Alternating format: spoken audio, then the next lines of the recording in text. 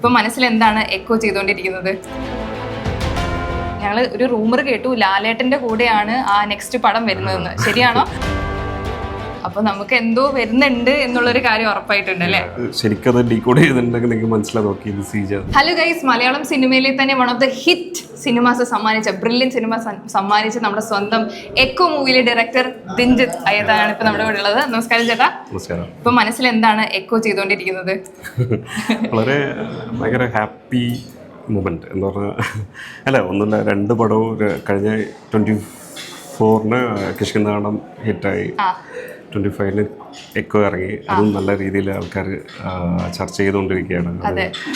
അത് വലിയൊരു ഊർജ്ജമാണ് സത്യം പറഞ്ഞാൽ. നെക്സ്റ്റ് ഒരു നല്ലൊരു പടം ചെയ്യണം എന്നുള്ള ഒരു എനർജി തോന്നുന്നില്ലേ? അടിപൊളി. അപ്പൊ മനസ്സിൽ ആ ഒരു സക്സസിന്റെ ഹാപ്പിനെസ് ആണോ അതോ അടുത്ത സിനിമ ഇനിയും സക്സസ് ആക്കണം എന്നുള്ള ആ ഒരു ബാഗേജ് ആണോ? അല്ല, ബാഗേജ് 100% ഉണ്ട്. ആ ബാഗേജ് ഇങ്ങനെ കണ്ടിന്യൂസ് ആയിട്ട് കൊണ്ടു നടക്കണം എന്നുള്ള കാര്യമില്ല, പക്ഷേ ബാഗേജ് ഉണ്ട് 100%. അപ്പോൾ അത് നല്ല പടം ചെയ്യണം, നല്ല ഇഷ്ടത്തോടെ ചെയ്യണം എന്നുള്ള ആഗ്രഹമുണ്ട്.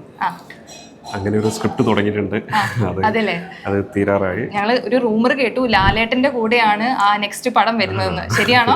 ഇല്ല, അതൊന്നും പറയാറായിട്ടില്ല. അതെല്ലാം പക്ഷെ ആഗ്രഹമുണ്ട് കേട്ടോ. ലാലേട്ടനായിട്ട് ആക്ടേഴ്സിന്റെ കാര്യത്തിൽ ഇനിയും ഡിസൈഡ് ചെയ്യില്ല, പക്ഷെ എന്തായാലും ആഗ്രഹമുണ്ട്, ഭയങ്കര ആഗ്രഹമുണ്ട്. ലാലേട്ടനോട് ഒരു പടം ചെയ്യും ഷുവറ. അതൊന്നും ആയിട്ടില്ല, ആ സമയത്ത് പറയാം. അപ്പൊ നമുക്ക് എന്തോ വരുന്നുണ്ട് എന്നുള്ളൊരു കാര്യം ഉറപ്പായിട്ടുണ്ട് അല്ലേ? അറിയില്ല കേട്ടോ, ഇപ്പൊന്നും പറയാൻ പറ്റില്ല. ഇപ്പൊ ഒരു സ്ക്രിപ്റ്റ് ചെയ്തുകൊണ്ടിരിക്കുക. ശരി, ഓക്കെ. ഇപ്പൊ നമ്മള് ഈ എക്കോന്റെ സിനിമ എടുത്ത് നോക്കുകയാണെങ്കിൽ അതിന്റെ ക്ലൈമാക്സ് സീനില് നമ്മൾ ആദ്യ ചേട്ടത്തി ബൈനോക്കുലർ വെച്ചിട്ട് എവിടെയോ നോക്കുന്നുണ്ട്. ആക്ച്വലി എങ്ങോട്ടേക്കാണ് നോക്കുന്നത് എന്ന് പറഞ്ഞാൽ ഭയങ്കര ചർച്ചയായിട്ടുള്ള ഒരു വിഷയമാണ്. അതായത് ഒരു സിനിമയുടെ ക്ലൈമാക്സ് AI വെച്ചിട്ട് ആൾക്കാര് പ്രഡിക്റ്റ് ചെയ്യുന്നു, ഭയങ്കര സംസാരം.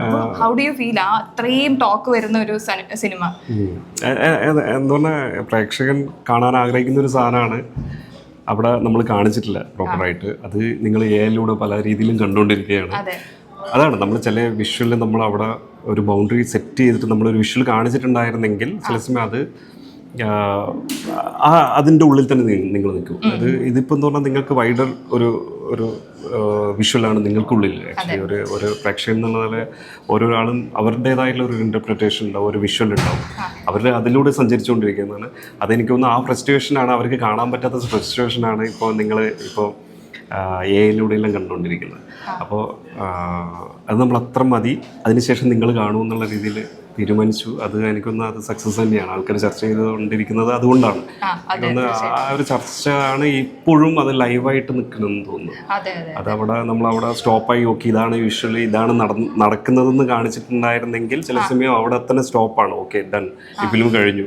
പക്ഷെ ഇപ്പം എന്ന് പറഞ്ഞാൽ അത് ഇപ്പോഴും സഞ്ചരിച്ചുകൊണ്ടിരിക്കുന്നത്. എനിക്ക് തോന്നുന്നു അത് നമ്മളതിങ്ങനെ കൂടുതൽ സ്പൂൺ ഫീഡും അല്ലെങ്കിൽ കൂടുതൽ അതിനെ ഒരു എൻഡ് കാണിക്കാത്തത് കൊണ്ടായിരിക്കും. ഓക്കെ. പിന്നെ ചേട്ടൻ പൊതുവെ ഇപ്പം VFX-ഉം ആനിമേഷൻ ഫീൽഡിൽ ഉള്ള ഒരാളായിരുന്നു.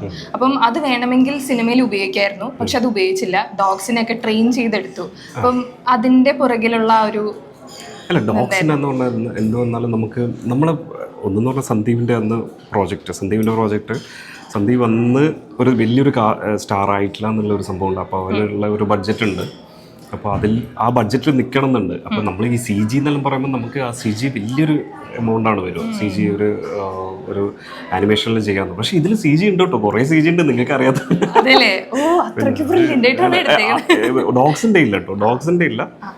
പക്ഷേ ബാക്കിയുള്ള നിങ്ങൾ കാണുന്ന ഇപ്പോൾ മലേഷ്യൻ സീക്വൻസിലായാലും എല്ലാം പല CGs ഉണ്ട്. അത് നിങ്ങൾക്ക് മനസ്സിലാകത്തോണ്ടാണ് ഞങ്ങൾ പറയില്ല.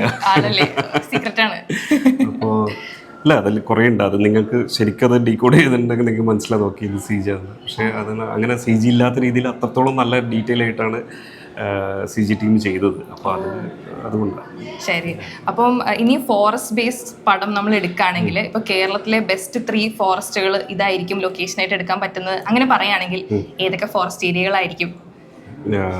എനിക്ക് ധോണി ഭയങ്കര, ഞങ്ങൾ കിഷ്കിന്ധാടം ധോണിയിൽ ഷൂട്ട് ചെയ്തതാണ്. അപ്പോൾ അതെനിക്ക് ഭയങ്കര ഇഷ്ടമുള്ള സ്ഥലമായിരുന്നു. അതേപോലെ ഇതിപ്പം തന്നെ വാഗമണിൽ മറ്റേ ഇതില്ലേ, വാഗമൺ ഹൈറ്റ്സ് എന്ന സ്ഥലം ഭയങ്കര ഈസി ആയിട്ട് നമുക്ക് ഫോറസ്റ്റ് ഷൂട്ട് ചെയ്യാൻ പറ്റും. അപ്പോൾ പല ആൾക്കാർ എന്നോട് ഇപ്പോൾ ചോദിച്ചിട്ടുണ്ട് അത് ഫോറസ്റ്റ് എവിടെയാണെന്നുള്ളത്. അപ്പോൾ വാഗമൺ ഹൈറ്റ്സ് ആണ്, ഹൈറ്റ്സിൻ്റെ ഉള്ളിലുള്ള ഫോറസ്റ്റാണ് യൂസ് ചെയ്തിരിക്കുന്നത്. കാരണം അത് നമുക്ക് കുറച്ചും കൂടി ലോജിസ്റ്റിക്കലി നമുക്ക് ഈസിയാണ് കാര്യങ്ങൾ, പ്രൊഡക്ഷൻ വൈസ്. തന്നെയായിരിക്കും കുറച്ച് ഈസി. ആണല്ലേ? ഓക്കെ, അപ്പോൾ thank you so much sir, thank you for your time.